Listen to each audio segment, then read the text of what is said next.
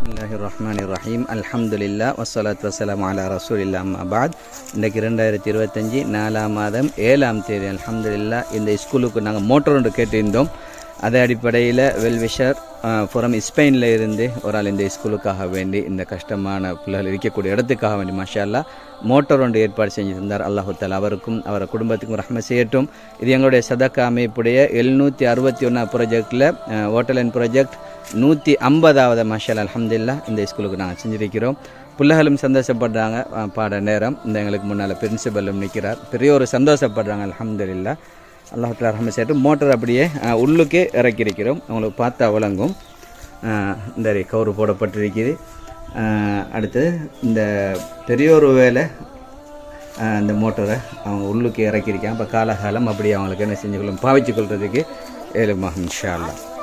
Okay sir. சதுரா என்னது? Okay okay thanks sir.